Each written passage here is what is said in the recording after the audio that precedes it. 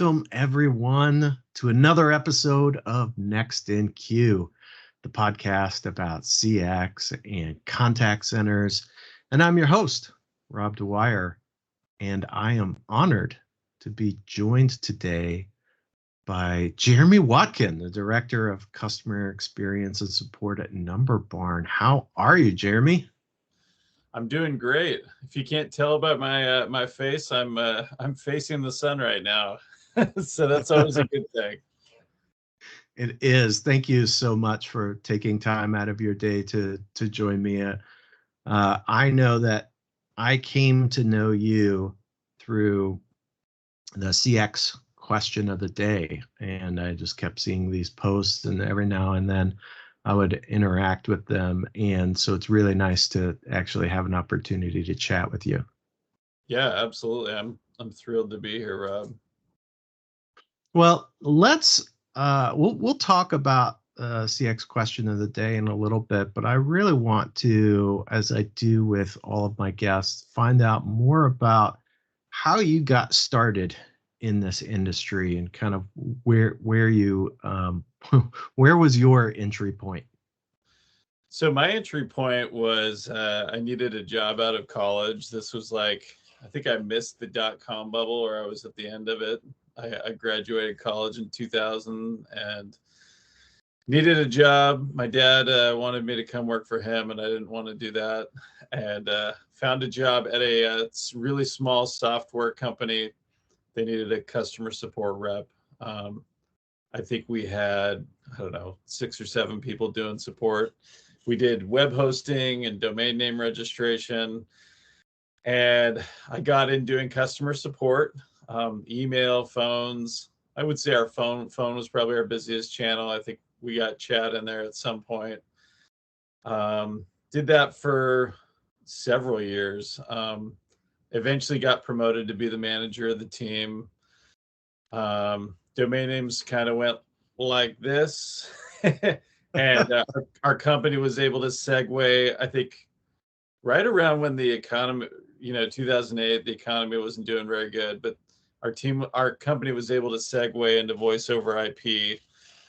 So I have a lot of just random knowledge about domain names, web hosting, voice over IP phone service, and was able to do that. I guess, around 2010,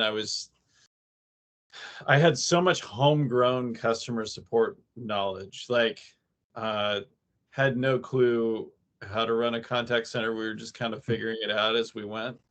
Our team was never huge, but, got to more like, 15 to 20 folks on the phones and handling email and stuff. I realized I needed to learn a few things. I think I read Contact Centers for Dummies somewhere in there. But at some point, I decided to start writing a blog about customer support and some of my interactions with customers and challenges of managing a customer support team. And as I did that, I realized that there's a huge opportunity to network with other folks in the industry. So my blog is called customerservicelife.com. It's been a little stagnant lately, but I guess we'll get into some of that stuff later. But I started to I had used Twitter a little bit, but I started to jump into like some Twitter chats and met some other folks in the contact center industry. You and I were talking about it before. We outsourced, and I realized that, wow, working with an outsourcer, they know a lot about contact centers, because they're doing this process with multiple different customer support teams. And I think, through that process, I began to just build a network of people that knew more than me and began to learn a whole lot from them. I worked for a BPO for a while, and then I've kind of come full circle to Number Barn, working with some people I've worked with for a long time, but I'm having a lot of fun being back kind of in the startup world. When I was at the BPO, it was more specialized. I was focused a lot on quality assurance, customer experience. Now that I'm back in the startup world, I'm way more focused on just about everything customer related. Yeah. I'm not too proud to say that I interact with customers fairly often as well. So that's a really rough summary of what I've done over the last 20 years or so. It's a lot. I mean, really, that is very high level. I want to talk about the blog here in a minute, but first, I want to know how you ended up utilizing Twitter for this purpose, because I feel like and maybe it's just a sign of the times. I'm relatively new to Twitter, but I feel like Twitter is just doom scrolling all the time. I'm on Twitter, but here you are, right, talking about customer experience and sharing things along that avenue. So what led you to that as an outlet? So early on with Twitter, I signed up and I used it just like I would Facebook, where I connected with friends and family, and which meant I was following about 20 people, and I was followed by 20 people, and nobody ever posted anything of any substance. But really, what kind of opened my eyes to the usefulness of Twitter was Twitter chats, and I think there's still some out there. I think there at the time I've worked a lot with ICMI in the past. They're just one of them, but there's IC. There used to be ICMI chat. Obviously, this is a hashtag. Hashtag CusServe is another one. Hashtag Cx Chat. And the cool thing about these hashtags is, they'd have a specific time every week that you'd meet.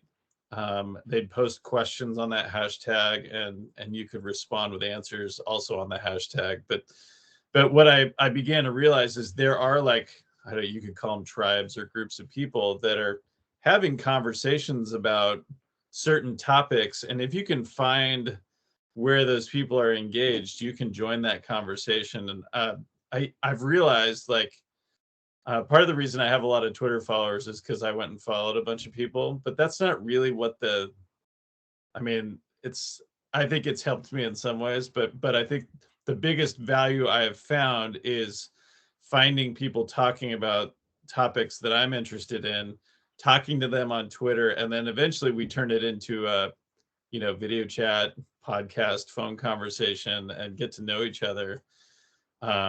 And now I know you're going to talk about this Cx Accelerator thing, but we have this Slack community that more often than not, people jump into this Slack community and we just continue the conversation. And cool thing is, if you ever go to like a contact center industry conference, chances are you're going to meet some of those people that are highly engaged. And it makes it, I'm kind of an introvert, so it makes it easier to meet people at conferences and share ideas. And I can't say enough about just how making those connections helped, I think, skyrocket just my knowledge of contact centers, my knowledge of customer experience, and in the same way, I work for a company. I'm not a consultant. I really love to be able to pay it forward, as so many people have done that for me. And,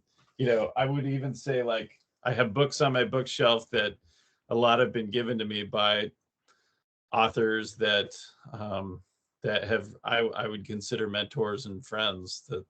So it's really cool. There are people out there having these conversations, and it's important for us to just tap into those. And I think Twitter can be used for that. I kind of stay away from the endless doom scroll for sure.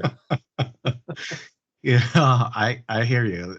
Most of the time when I leave Twitter, I wish I hadn't gone on Twitter, but I found that you can definitely use it differently. I feel like you and I are very similar in a lot of ways, because I'm naturally kind of introverted as well. Like, if I walk into a room full of people I don't know, Like I am just probably going to stick to myself unless I find a really interesting conversation that I want to get into. And that sounds like maybe the kind of person that you are. And I think that's really interesting that you've been able to build these connections, and it sounds like it's just because you're curious. Yeah, I definitely think, it helps if you come in there with a problem that you're trying to solve for sure. But yeah, I think when did I know it sounds kind of cliche. I read the book Seven Habits of Highly Effective People somewhere in probably around 2010-ish. And, one of the habits is sharpening the saw. And it was really just a challenge to like keep reading and keep learning, like don't become stagnant. So I would say I got better at reading um and learning from other people through that. It's, when I don't know if you agree with me on this, but I think working in contact centers and customer support can be it can get a little soul sucking at times. And so you need some fresh inspiration. And I've met so many just contact center leaders that are just burned out and they seem like shells of human beings. And um and that was me, it still is me sometimes. Like I still slip back into that, but you know, take one of those days when you've had an outage with your software and you spent all day just getting yelled at by customers and you're like, Yeah. what's the purpose of this? But when I started learning about customer experience and learning about you know my attitude and emotional intelligence and things like that, I could talk to a customer, I could solve their problem, I had a choice to not take some of the things they were saying personally. That stuff really made a difference and helped me, I think, connect with a purpose and not just feel like I was doing a job to make a paycheck, even though that's still part of it. Yeah, for sure. Yeah, I think the contact center business in particular, I have always told people, and this holds true of I think both the agent level, the frontline, and the frontline supervisors, that while people tend to look at it as an entry level type of job, it's a really difficult job. The skills that you need to execute at a high level are, akin to a lot of the skills you would need to execute at a lot of other jobs at a high level as well, right? Your Mhm. computer skills, your technology understanding needs to be on point, and your ability to interact with people needs to be on point. And that's not always easy to find. Yeah. Yeah, it's funny. My wife's a teacher, and my kids often will say it's lame, mom, that teachers don't get paid as much as professional athletes. And you could say that for contact center folks as well. There's some of the most resilient, problem solving experts that I think I've ever been around. And it's amazing the real stars that just like exude positivity after getting raked over the coals by a customer for something that was completely out of their control. Yeah, yeah, it really is amazing. The ones that do it really well um, will blow your mind sometimes. Yeah. So obviously, you're a relatively voracious reader. What are you reading now, or what have you read very recently that really impacted you? Oh man, I that's a bad question to ask right now. I have not been reading terribly voraciously. I will say, and I don't think I have it on my bookshelf at the moment. Man, I was I have Jeff Toyster's latest book, which is by my Okay. bed, which is called The Guaranteed Customer Experience, and he does a lot of great work on um understanding promises and what you promise to your customers. And one thing I just love about Jeff and his writing is his ability to he puts a lot of intention forth when he presents a concept. And when he's the guy in my ear always when I'm putting forth an initiative at my company, to make me think about how is this contributing toward our mission and vision, in caring for our customers. So he talks a lot about brand promises and studies the different promises from companies and how they fulfill them. So I've been thinking a lot about that. I did get this book from it's funny, Pink Goldfish. Is it Pink Goldfish? By Stan Phelps. And it's funny, this book is like, this is the second edition and it's like twice the size of the first edition. And he talks just a lot about companies that they do some wacko things to stand out from the rest of the market. and he has this acronym called FLOSSM that is all about, do you have flaws? Sometimes it's good to lean into those flaws rather than trying to fix them, and it'll make you distinctive and memorable as a company. And even, what's the company? There's an airline in the UK called Ryanair that is like notoriously bad, and they're unapologetic about it. It'll make you think like, should we make our company perfect, or should we have some quirks and maybe customers will love us for it? So I have been, like, full disclosure, I've been like binge listening to Tom Clancy books lately. Hey, there's nothing wrong with that. Yes. They can't all be business related books, right? I mean, sometimes you just got to pick up a book just for the enjoyment of it. I have one more that I was really noodling on a question of the day about this. I listened to a book about General Custer.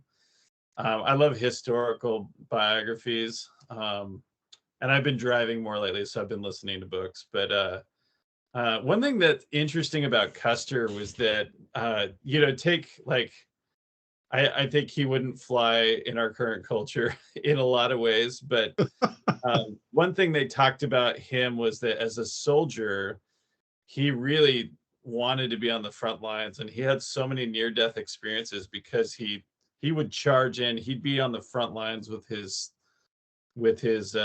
men fighting, and he was just an incredible. I think his one like vice in life was gambling, and I think as I thought about it, I think it made him a great soldier because he laid it on the line a lot. He's known a lot for his failures. But I thought that was really interesting to hear about them. And I think about, they also talk about General Grant during the Civil War, Ulysses Grant, and how he was one of the first like modern generals where he like managed rather than fighting. And I don't know if you wrestled with this in the contact center, but I wrestle with like, how much should I be there on the front lines with my customer support team versus looking at high level trends and metrics and trying to, focus on quality and training initiatives versus, sometimes we just got to get the queue cleared out so we can find some space to breathe. And I'm constantly fighting that dynamic. I don't know if you you relate to that, but constantly how you find that balance. I think there is a lot to be said for number one, right? Just taking care of customers, right? Regardless of what your title is, what your role is, but really just taking care of customers. But I also think more than that, there is a lot of value to understanding the current experiences that your frontline people are going through. And maybe that doesn't mean that you're taking calls or dealing with those things personally, but how for people that are in management, like when was the last time you actually listened to a customer interaction?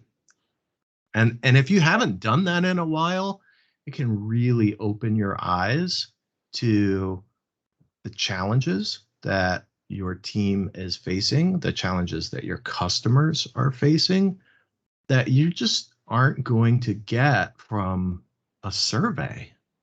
Mm-hmm. You're just not going to get that. You're not going to get um, that the customer calls in and says, well, I was trying to do this on the website, but it just wasn't working for me, so I thought I would call. Right? There's not a report probably that's going to tell you that that's what drove this interaction when they were really trying to self-serve, but the self-serve Mm-hmm. experience just wasn't great. Yeah. So I think there is definitely a lot to be said for making sure that you're actually in touch with what's happening on those front lines on a regular basis to really understand what you can do. But there's also value to exactly what you said. Like, look, sometimes we gotta get the phones answered, right? Or the chats answered, or whatever the case may be. Yeah, absolutely.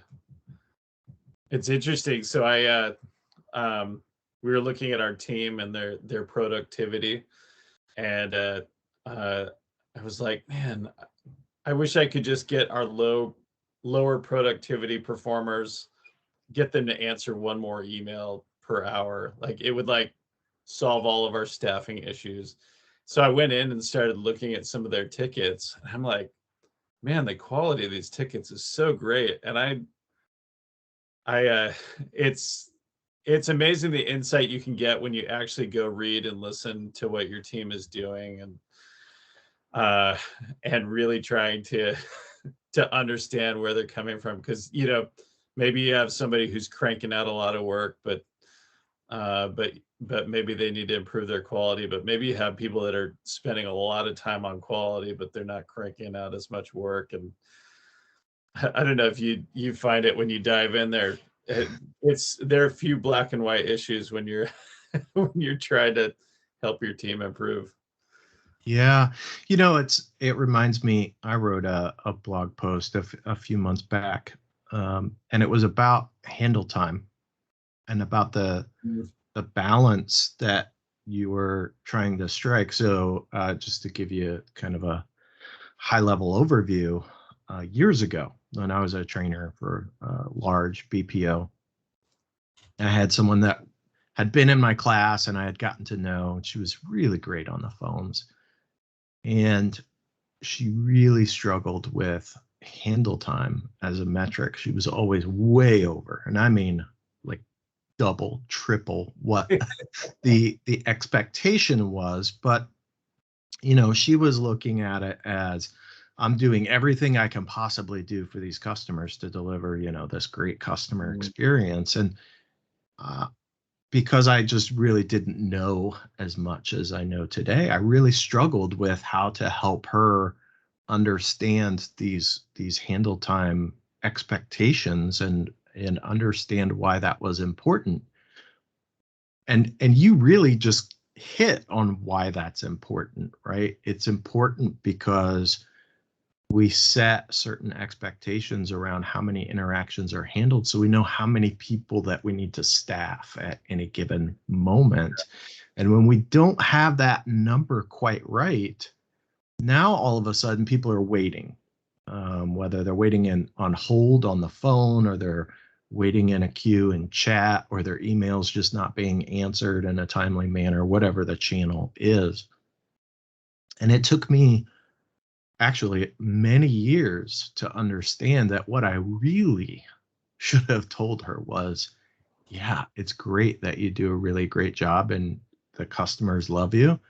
But if you just did it a little bit faster and didn't spend quite as much time with every single customer, you'd be able to deal with this many more customers and deliver that great experience, and they wouldn't have to wait to get to you. Yeah. And I mean, I'm sure you've seen it. I've more heard stories from some of my colleagues at BPOs where you get some pretty stringent handle time Yeah. requirements from clients, and that can be hard as the BPO to balance quality and when you're in the midst of that. For sure. And that's the key word, right? It's about balance. It is, I need to try to, deliver a certain level of quantity, right? The number of interactions per hour, or however you're going to measure that. But I also need to hit a certain level of quality, right? I need you to have good notes. I need you to provide a good customer experience. I need you to ask good probing questions and provide benefits if you're in some type of sales program or something like that. Like all of these things are really important, and finding that balance is how you achieve that, but that's not easy to do. It's really not.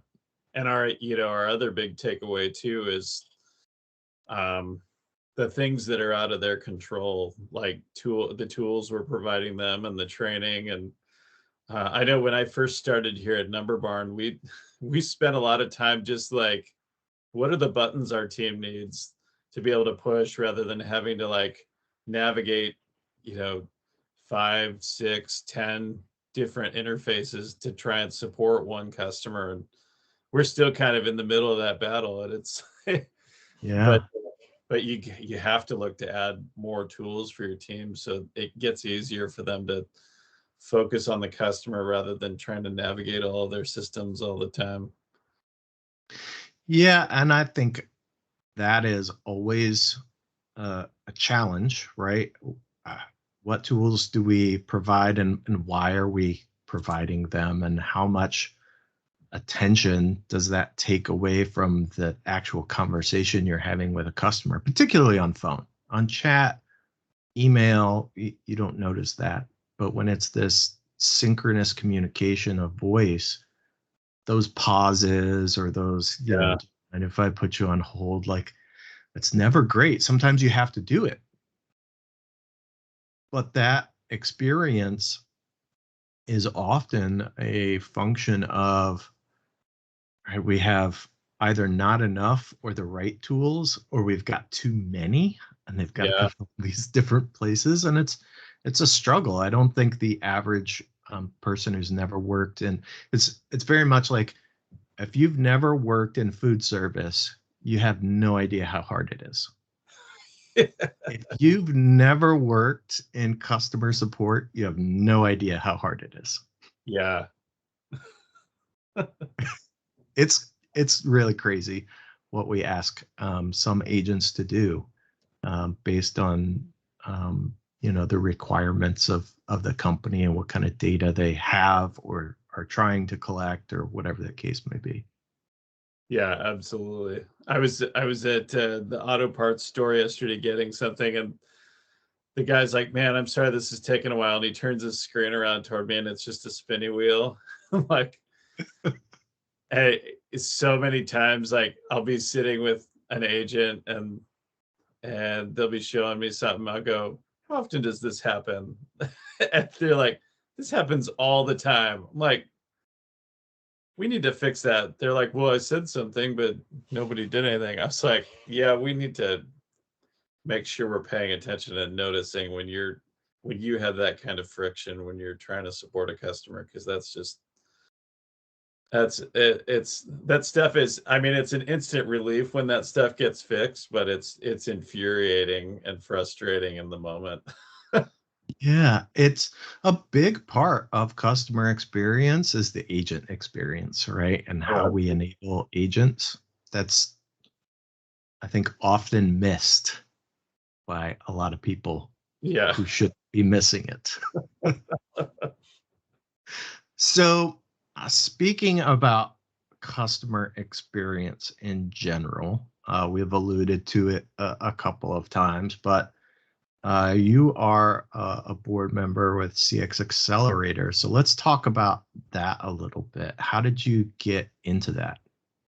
Yeah, and I'll give a shout out to another organization that I've been a part of too, that I'm probably not as active on, but I think they do great work as well. There's a Slack community out there called Support Driven, and it's a huge Slack group of probably more customer support contact center professionals. Again, it's totally free. They've actually built some conferences around their Slack community, which is really cool. But my friend Nate Brown, I think Murphy may have mentioned him in your last podcast, but he called me one day and was like, "Hey, I'm thinking about starting this Slack community for customer experience professionals." And I think a lot of us use Slack within our organizations or something similar, Microsoft Teams or whatever else is out there. But you can also use Slack across groups of people for networking purposes. I think some companies are even using it for their user community at times. But so we had this. So Nate approached me about helping to start this Slack community, and I wouldn't say we had a giant grand plan or aspiration for it, but more of a how can we bring the customer experience community together in a meaningful way. It's always been completely free, which is I think awesome. I think and there, if you dive into that, there are tons of different channels. So there are people talking about, I think there's a BPO channel. Certainly there could be. There's user experience, technology. There's a place where bloggers and consultants can post all of their links that they want people to see and share. We try and keep it in one spot rather than having salespeople try and sell their stuff all through the platform. Right. I certainly have a CX question of the day channel that I post a question every day. Hopefully it's a meaningful question that helps people interact and learn. But yeah, I think Cx Accelerator is 5 or 6 years old now, and I think it's well over 2,000 folks that are on there. And I think, I wouldn't say everybody's engaged, but I think it has pretty good engagement. And I think we find that more than anything, the individual one-to-one chat is probably where the most activity happens. And again, like I mentioned earlier, a lot of those people that I interact with end up starting out as a retweet or a quick tweet, and then we get in the Slack community and become friends. I've met so many people that way. Funny story. So after I started my blog, I met Nate Brown. Approached me, and he was like starstruck to meet me. And I'm like, if you know me, like I'm not a big deal. And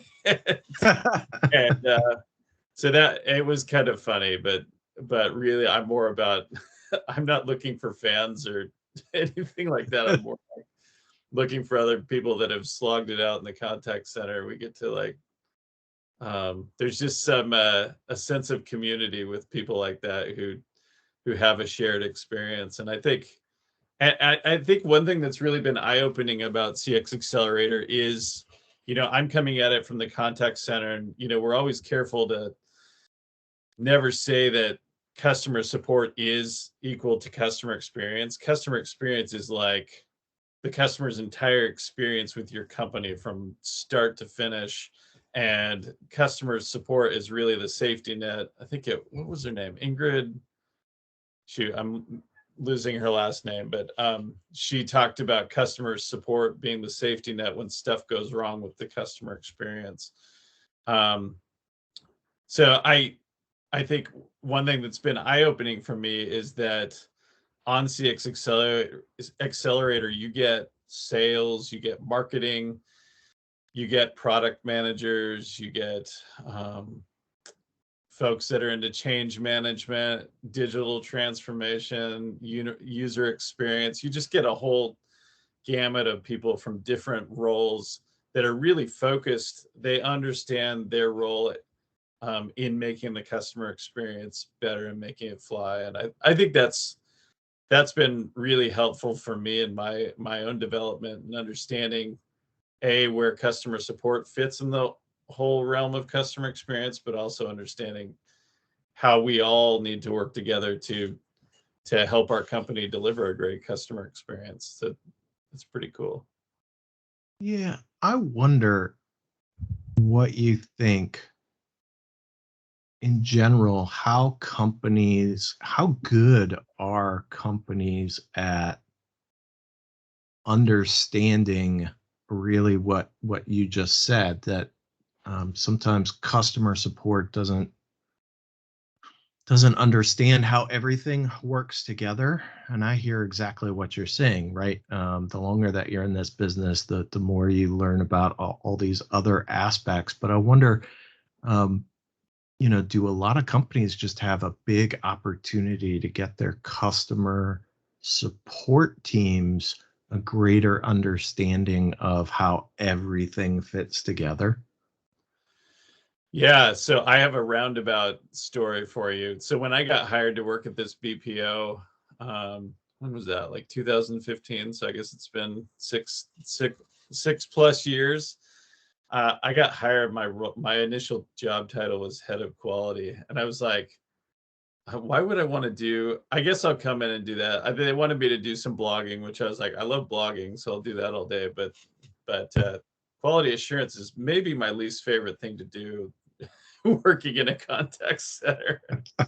Like, who wants to spend all their day listening to calls and filling out a form?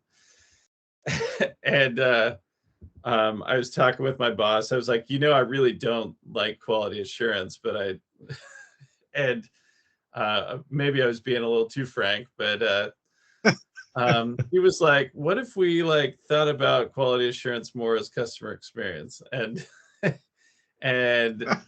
the mechanism of, well, at the start of quality assurance is defining what is a quality interaction with a customer. And certainly you're going to have things like security and compliance. If you're on a HIPAA compliant program, there are no ifs, ands, or buts around like keeping customer data Right. private. And certainly you may have some handle time requirements or things like that. But then what about some of the other skills that I'm not going to say soft skills because I've been raked over the coals for saying that in the past, but what about some of those other skills, like the ability to understand what the customer is asking, the ability to take ownership of their situation or empathize with how they're feeling, or the ability to clearly communicate a message to the customer in a way they can understand it so you don't have to go back and forth, the ability to document document what happened on that interaction so that if they do call back and get somebody else, they don't have to rehash everything they said. That's not quality assurance at that point. That's You're defining a great customer interaction. And once you've defined that, then all of a sudden quality becomes this mechanism for, let's make sure that great interaction happens every time. It doesn't have to be this. And I think we've both heard, like, when you're listening to a phone call and somebody is doing everything on the checklist and it sounds like they're just checking the boxes. Granted, Yeah. well, I used to hammer on my team to ask, is there anything else I can help you with at the end of a phone call? And at the end of the day, they would ask it to get the customer to say no so they could hang up the phone. But what I really wanted them to do is make sure they didn't hang up the phone until everything was addressed, even the stuff Right. customers didn't ask about. So once I was able to connect quality assurance with delivering great customer interactions every time, then it started really to help me to connect with, like, okay, that's where our responsibility is with customer experience. And that's where we can make a difference in the contact center and help our team, our company, have a better experience for our customers. And yeah, it's a great way to, if you're struggling to find your purpose in the contact center, it's a great place to start. Yeah. So you touched on so many things that resonate with me in that. And I rambled a little certainly, bit. no, I love it. The checking the box thing. You're so right, right? We define all those things because that's how we see a great customer experience, but there's an intention behind some of those things that we don't always do a good job of defining what the intention is in doing something. We don't talk about the why. We just say, well, you need to ask this question. And for some agents and maybe even some supervisors, right, their focus is on, did you do this? Did you not? One of the things that I've found is really helpful, aside from that kind of how we score things out. Well, two things. Number one is to move beyond just did you do it or did you not do it, but really more of a qualitative, did you do it, or did you do it but it could use some work? Yeah. Right? Yeah, you did it, but it could be better, right? So can we number one, talk about how you could do things that you executed on, but you could execute it at a higher level and not leave everything black and white, this binary thing, because really the world's just not very binary, right? Yeah. And then the other thing is, I think just when listening to an interaction, thinking about literally, instead of going through a form, and I will say most of the time, if I'm involved in any type of call calibration, I don't want to see a form, because that makes me think about, okay, do they do these? I just want to think about the overall experience. Like, is this a good experience? Is the customer really happy? And a lot of times you can pick out these little things like, yeah, well, they didn't do this and they didn't do that, but you can hear the customer going, what was your name again? You were great. It was really wonderful to talk to you. I'm so glad that I got you, kind of thing. And it's like, well, okay, well, that's a great customer experience. Maybe they didn't tick all the boxes, but at the end of the day, that customer is really happy. It'd be even better if they had done these two little things, maybe, but I'm not going to complain about that call if you're making a wonderful experience for the customer and you're hitting those compliance type of things that you mentioned. Yeah, those and that that what we would do was put a question on the quality form that said, like, at the end of the day, how did this person impact our customer satisfaction score? That really interesting discussion that I've been a part of this discussion multiple times is, so many contact centers are entrenched in this like scoring system that matriculates down to their performance review, and it really complicates things when you're trying to, at the end of the day, go, let's just focus our coaching on how can you deliver a better experience. But I think I think we're moving away from, so again, I mentioned the compliance pieces. There's some things, depending on your industry, that just have to happen. But beyond that, like, can we just like focus on empowering and equipping and challenging our team members to really get the spirit of it? Yeah. Yeah, I think that's a great way to put it, is the spirit of it, right? I mean, Yeah. yes, we measure things. I don't think contact centers are going to get away from measuring things. How they measure, what they choose to measure, those things might be fluid, but you're going to always have certain measures. But right, the spirit of it, was Yeah. this delivering on a great customer experience or was it not? And yeah, you checked all the boxes, but that wasn't great. And it makes me think about and appreciate great coaches and managers too, that really know their people and have a passion for developing people. I think they have a lot of like similar strengths to teachers, where they really are, they want to get somebody from point A to point B and help their people really become proficient and great in their industry and their role, and see them move up and grow, which is really cool. I think that's the number one quality you want in anyone who's going to lead people, is that they want to help other people improve. If you don't have that, then Right. you don't have any business leading people. Like that, Well said.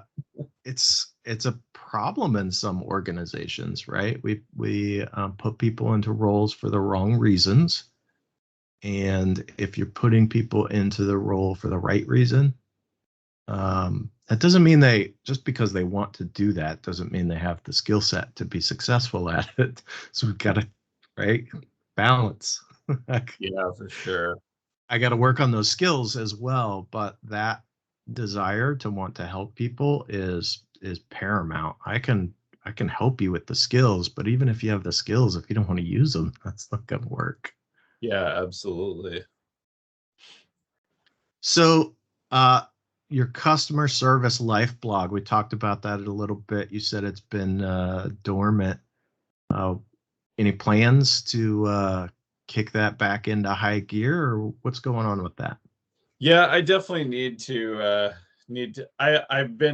I was consistent for a lot of years. I would say I don't know, it's probably been a couple months since I posted, but it'll definitely keep going.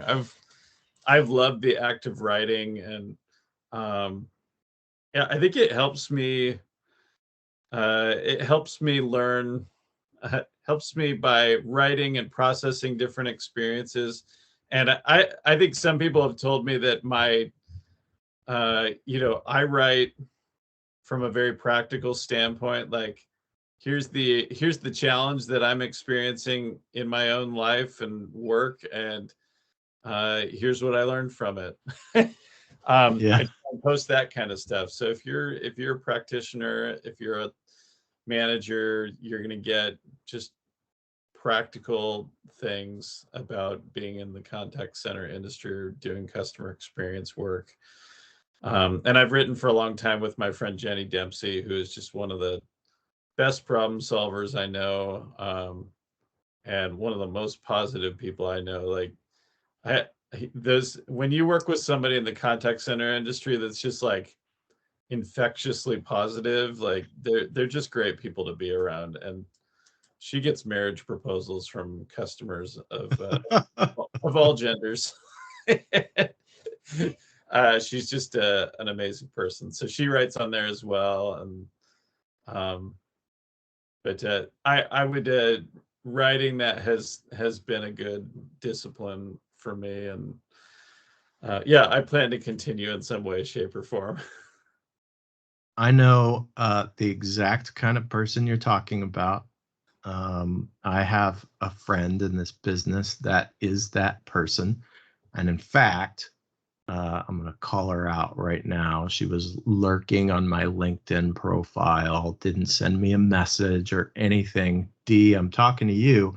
And so I sent her a message. I'm like, hey, quit lurking around and just come be on the podcast, because she is exactly that kind of person that's just so infectiously positive and wonderful to be around. That every day, we used to be peers, and every day working with her was just like, you can't have a bad day. Like, I don't know how, but you just couldn't have a bad day. You're not talking about D Kohler, are you?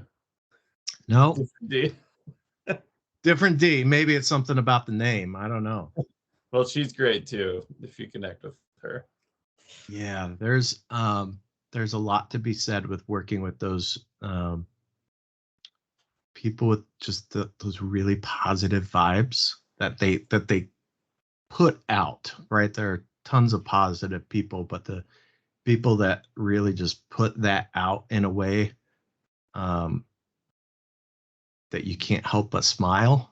And when you start Yeah, smiling, like, you just can't help but feel better, because now I'm smiling. And I mean, who feels lousy when they're smiling? Not very many people. yeah, absolutely.